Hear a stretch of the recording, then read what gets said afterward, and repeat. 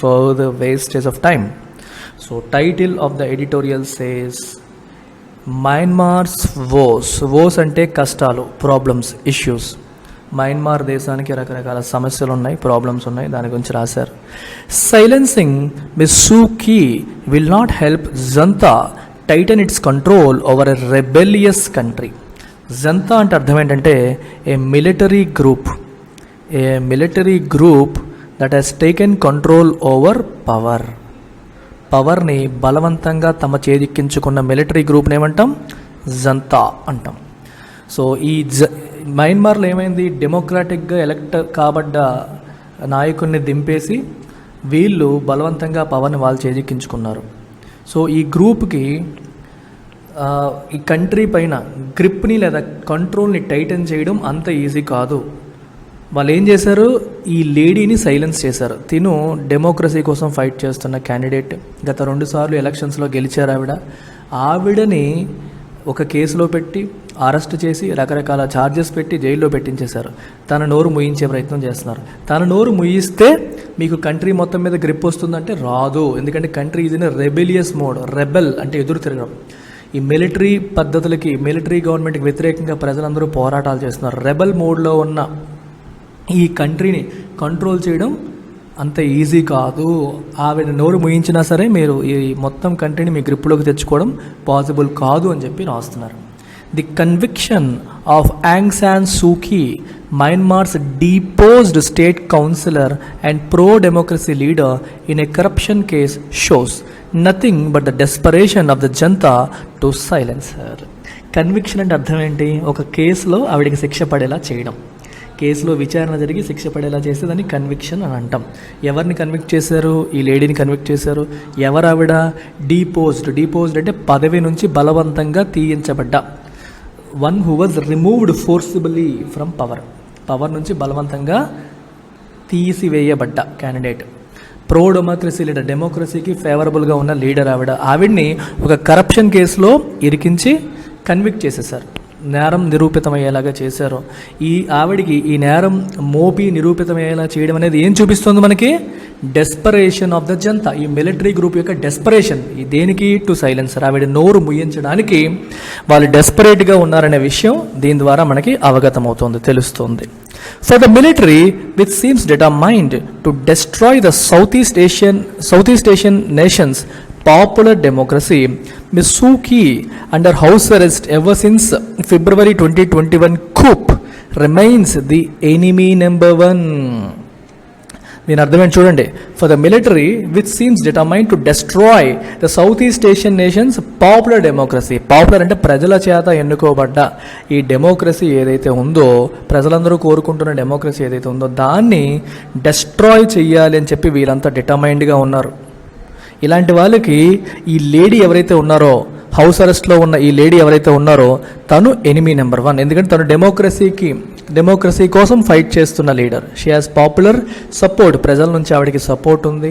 ఆవిడ డెమోక్రసీకి ఫేవరబుల్గా ఉన్న క్యాండిడేట్.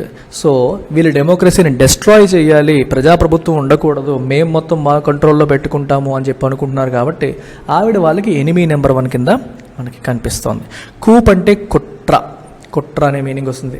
అంటే మీకు పదవి నుంచి తీసేయడం. చూడండి, నాదెండ్ల భాస్కర్ రావు అప్పుడు మనకి ఎన్టీఆర్ని పదవి నుంచి దింపడానికి ప్రయత్నం చేశారు. తర్వాత చంద్రబాబు నాయుడు గారు మన ఎన్టీఆర్ని వెన్నుపోటు పడ్డమని అంటూ ఉంటారు. చూడండి, ఆల్ దీస్ ఆర్ కాల్డ్ కూప్స్. ఒక చిన్న కుట్రలు అంటే అనమాట. ఒక అధికారం ఉన్న వాళ్ళని దింపడానికి చేసే ప్రయత్నాలు, అంటే ఎమ్మెల్యేని వాళ్ళ వైపు తిప్పించేసుకోవడం, లేకపోతే ఇలాంటి కార్యక్రమాలు ఫోర్స్ఫుల్గా పదవిలోంచి దింపడానికి చేసే ప్రయత్నాలని కూప్స్ అని అంటారు.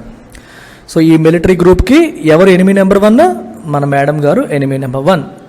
వెనకాల కదంతా మీకు సెకండ్ పారాగ్రాఫ్లో రాశారు. అక్కడ చెప్తాను అసలు ఏం జరిగింది ఇంతకుముందు మయన్మార్లో అనేది. ఇంతకుముందు ఎలా ఉండేది, ఎప్పుడు డెమోక్రసీయా లేకపోతే ఎప్పుడు మిలిటరీ గవర్నమెంట్ ఉండేదా, ఇవన్నీ కూడా పారాగ్రాఫ్ 2లో డీటెయిల్గా రాశారు. మనం చూద్దాం. The conviction in a kangaroo court was based on the testimony of the former chief minister of Yangon, who claimed that he had handed over to her $6 lakh and gold in return for favors. ఇక్కడ కొన్ని పదాలు వచ్చాయి. Conviction అంటే అర్థం ఏంటి? తీర్పునివ్వడం, శిక్ష పడేలా చేయడం. శిక్ష పడేలా చేయడాన్ని కన్విక్షన్ అని చెప్పి అంటాం. ఎక్కడ చేశారు? In a kangaroo court. Kangaroo court అనేది అన్అఫీషియల్ కోర్ట్, ఇది అఫీషియల్ కోర్టు కాదు. ఒకళ్ళ పైన విచారణ చేయడానికి మనం చేసిన ఏర్పాటు చేసిన అన్అఫీషియల్ కోర్ట్ని కంగారూ కోర్ట్ అని అంటారు. ఈ కన్విక్షన్ అనేది దేని మీద బేస్ చేశారు? On the testimony. ఎవరిచ్చారు testimony? Chief minister of Yangon province లేదా స్టేట్ యొక్క chief minister, former chief minister, ఇంతకుముందు చీఫ్ మినిస్టర్ ఆయన ఇచ్చిన టెస్టిమోనీని బేస్ చేసుకొని, అంటే ఆయన ఇచ్చిన మాటల్ని బేస్ చేసుకొని ఆయన ఏమన్నారు? హీ క్లెయిమ్డ్ అంటే సెడ్, ఏమన్నాడు ఆయన? That he had handed over to her $6,00,000 cash మరియు గోల్డ్ నేను ఆవిడకి ఇచ్చాను ఫేవర్స్ కోసం, నాకు ఉపయోగపడుతుంది, నాకు కొన్ని హెల్ప్ చేయమని చెప్పి ఆవిడ నా దగ్గర లంచం తీసుకుందని చెప్పి ఆయన టెస్టిమోనీ ఇచ్చారు. అంటే ఈవిడ కరప్షన్ చేసిందని చెప్పి ఆవిడ మీద కేసు పెట్టేసి వీళ్ళు జైల్లో తోస్తారు. The prosecution has presented no evidence. మరి ఆయన చెప్పారు కరెక్టే, మరి ఎవిడెన్స్ ఏంటి? ఏ ఎవిడెన్స్ అంటే సాక్ష్యాలు అనేవి ప్రజెంట్ చేయలేదు. సాక్ష్యాలు ప్రజెంట్ చేయకుండానే ఆవిడని అరెస్ట్ చేశారు. She was convicted earlier on 5 other charges and sentence to 6 years in jail. ఇంతకుముందు కూడా ఒక 5 రకాల ఆరోపణలు, ఛార్జెస్ అంటే ఆరోపణలు, నేరారోపణలు వేసి 6 సంవత్సరాలు జైల్లో పెట్టారు. In the corruption case the court jailed her for 5 years. ఇంకో 5 సంవత్సరాలు శిక్ష వేశారు. ఆల్రెడీ 6, ఇప్పుడు ఇంకొక 5 years జైలు వేయడం అనేది, శిక్ష వేయడం అనేది జరిగింది. The junta has slapped more cases on her with the clear objective of keeping the 76-year-old leader in prison. ఆవిడని ఎలాగైనా జైల్లోనే ఉంచాలి, 76 సంవత్సరాలు ఆవిడకి ఎలాగైనా జైల్లో ఉంచాలని రకరకాల కేసులు ఆవిడ మీద రుద్దడం అనేది జరుగుతుంది. కేసులు స్లాబ్ చేస్తున్నారంటే వేస్తున్నారు, బిగిస్తున్నారనమాట. సిన్స్ ద కూప్, ఈ కూప్ జరిగినప్పటి నుంచి it has arrested 10,300 political prisoners. 10,300 మంది పొలిటీషియన్స్ని అరెస్ట్ చేసి జైల్లో పెట్టేశారు. Including most of the elected lawmakers of Miss Suu Kyi's National League for Democracy. ఆవిడ పార్టీకి చెందిన ఈ ఎంపీలు, ఎలక్టెడ్ లా మేకర్స్ మెజారిటీ వాళ్ళందరినీ కూడా అరెస్ట్ చేసి జైల్లో పడేశారు. The forces have also killed at least 1798 civilians. సామాన్య ప్రజలను కూడా 1798 మంది సామాన్య ప్రజలను కూడా ఈ మిలిటరీ వాళ్ళు చంపేశారు. And threaten to annihilate all opponents అందరినీ నాశనం చేసేస్తాము, సర్వనాశనం చేసేస్తామని చెప్పి భయపెట్టారు కూడా. అంటే కంప్లీట్గా ఫోర్స్తో వాళ్ళు అధికారాన్ని తీసుకెళ్తున్నారు ముందుకి. అది ఇదంతా ఇప్పుడు జరుగుతోంది. కానీ ఇంతకు ముందు స్టోరీ ఏంటనేది ఒకసారి చూద్దాం. The Myanmar's military is one of the most stubborn అంటే మొండి enemies of democracies and basic human freedoms, having ruled for nearly 50 years using brute force. Myanmar military ఈరోజు ఏదో కొత్తగా చేస్తున్న కార్యక్రమం కాదు. డెమోక్రసీకి అది అతిపెద్ద మొండి ఎనిమి, ఒక శత్రువు, అది మొండి ఘటం. అది హ్యూమన్ బేసిక్ ప్రజలకి ఫ్రీడమ్స్ అనేవి ఉండకూడదు, డెమోక్రసీ కరెక్ట్ కాదని భావించే క్యాండిడేట్స్ వీళ్ళు. ఆల్మోస్ట్ 50 సంవత్సరాల పాటు ఓన్లీ ఫోర్స్ను ఉపయోగించి, బ్రూట్ ఫోర్స్ను ఉపయోగించి పరిపాలన చేసిన ఘన చరిత్ర ఈ మయన్మార్ మిలిటరీకి ఉంది. But even in the darkest moment of Myanmar's past there was popular resistance. Darkest మూమెంట్స్లో వాళ్ళు ఎంత ఫోర్స్తో ప్రజల్ని కంప్లీట్గా అణచివేతకి గురి చేసి పరిపాలన చేస్తున్న క్షణాల్లో కూడా there was popular resistance. Popular resistance అంటే ప్రజల నుంచి తిరుగుబాటు అనేది ఉండింది. పాపులర్ అంటే మీనింగ్ నలుగురిలో పాపులర్ అయింది ఆ మీనింగ్ కాదు. పాపులర్ అంటే ప్రజలలో అని అర్థం, పాపులేషన్లో అని అర్థం చేసుకోండి. పాపులర్ రెసిస్టెన్స్ అంటే ప్రజల్లో తిరుగుబాటు అనేది అప్పుడు కూడా ఉండింది. ప్రజలందరిలో తిరుగుబాటు అనేది వాళ్ళు విపరీతమైన ఫోర్స్తో రూల్ చేసినప్పుడు కూడా ఉండింది. ప్రజలందరూ మీగ్గా సరెండర్ అయిపోయి ఎప్పుడూ లేరు. And over the past 3 decades, గత 3 దశాబ్దాలుగా తీసుకుంటే, miss Kyi has been and the embodiment of that resistance. ఈ ప్రజలలో ఉన్న ఈ నిరోధం, తిరుగుబాటుకి ఈవిడ ఒక మానవ రూపం. ఎవరు? Miss Kyi. And she was there in front, ముందుండి నడిపించింది. వీళ్ళందరి యొక్క వ్యతిరేకత, తిరుగుబాటుకి ఈవిడ ఒక మానవ రూపంగా గత 30 సంవత్సరాలుగా ఈవిడ ఒక రిప్రజెంటేషన్ లాగా ఉండిందనమాట. Between 1989 and 2010, she spent 15 years under house arrest. ఈ 1989 నుంచి 2010 అంటే 31 yearsలో 15 సంవత్సరాలు హౌస్ అరెస్ట్లో స్పెండ్ చేయాల్సి వచ్చింది.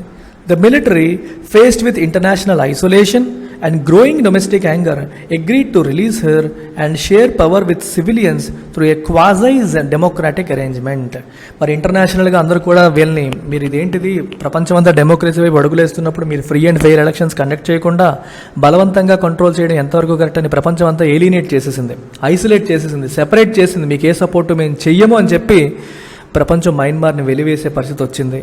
ప్లస్ డొమెస్టిక్గా కూడా ప్రజలందరూ తిరుగుబాటు స్వరం వినిపిస్తున్నారు, కోపంగా ఉన్నారు ఈ ఆర్మీ పైన. వీటన్నిటిని చూసి చివరికి ఆవిడని రిలీజ్ చేసి సరే డెమోక్రాటిక్గా ఎలక్షన్స్ అవి కండక్ట్ చేద్దాము, క్వాజా అంటే కంప్లీట్గా కాకపోయినా సెమీ డెమోక్రాటిక్ సిస్టమ్ తీసుకొస్తామని చెప్పి వాళ్ళు ఒప్పుకున్నారనమాట. They barred her from becoming the president అవ్వడానికి ఆవిడకి అవకాశం లేకుండా బార్ చేసేసారు. And reserved key portfolios including defence ministry for the generals. చూడండి, ప్యూర్ డెమోక్రసీ అనుకోండి, అంతా మిలిటరీ వాళ్ళు డిసైడ్ చేయడానికి లేదు కదా. కానీ ఇక్కడ ఏమవుతుందంటే క్వాజై డెమోక్రసీ అంటే సెమీ అనమాట. సో కొంతవరకు ఎలక్షన్స్ జరుగుతాయి, అధికార పార్టీ ఉంటుంది, వాళ్ళు ఎంచుకుంటారు, కానీ కొన్ని పోర్ట్ఫోలియోస్ కంప్లీట్గా వీళ్ళ చేతిలో పెట్టుకుంటారు. ప్రెసిడెంట్ అయ్యే అర్హత కూడా తనకు లేదని చెప్పి బార్ చేసేసారు. స్టిల్ అయినప్పటికీ 2015 and 2020 elections saw overwhelming public support for her party. కానీ తన పార్టీకి ఈ 2 సంవత్సరాలు జరిగిన ఎలక్షన్స్లో ఓవర్వెల్మింగ్ అంటే లార్జ్ అమౌంట్ ఆఫ్ సపోర్ట్ అనేది లభించింది. And the country witnessed barring the military crackdown on Rohingya Muslims, relative stability and growing economic opportunities. Rohingya Muslims పైన క్రాక్ డౌన్ జరిగింది. మీకు 2017 ప్రాంతంలో if you remember, Rohingyas are ఒక Muslim minorities అక్కడ మయన్మార్లో, వాళ్ళపైన అక్కడ క్రాక్ డౌన్, మిలిటరీ వాళ్ళు కంప్లీట్గా దాడి చేయడం, రోహింగ్యా ముస్లిం లేడీస్ని విపరీతంగా రేప్ చేసేయడం, చంపేయడం మనం చూసాం.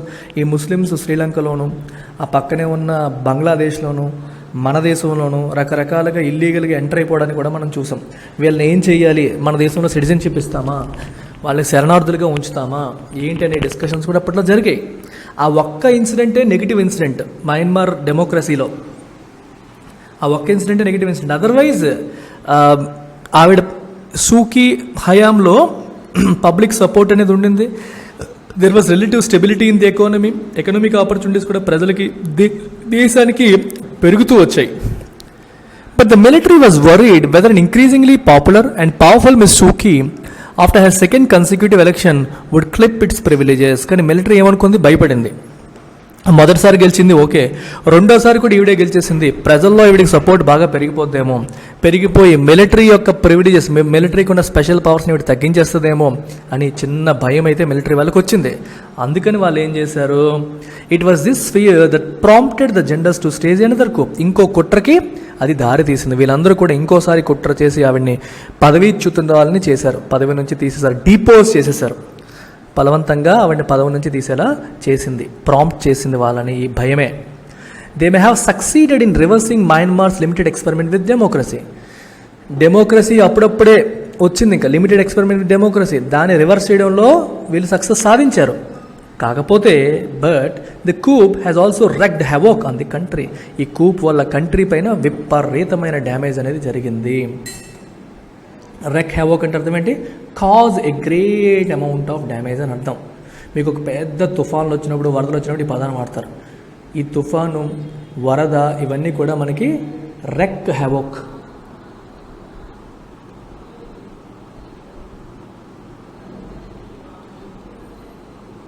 ఓకే, ది రెక్డ్ హెవోక్ అనే పదాన్ని ఉపయోగిస్తారనమాట. Caused a lot of demos అని.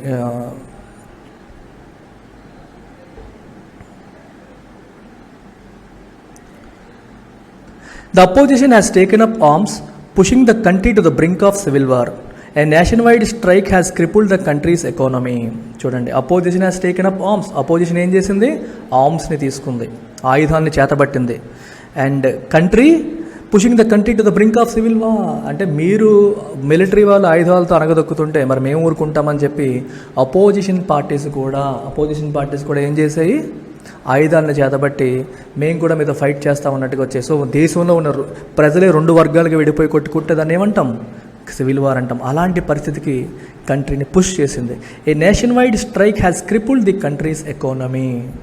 ఏ nationwide strike has crippled అంటే కుంటిది చేసింది అని అర్థం. కంట్రీ యొక్క ఎకానమీని క్రిపుల్ చేసేసింది.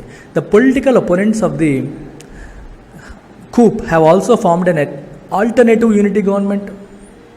మీకు అర్థమైందా, political opponents of the coup have also formed and alternative unity government. Political opponents కూడా ఏం చేశారు, ఆల్టర్నేటివ్ యూనిటీ గవర్నమెంట్ని ఫామ్ చేశారు.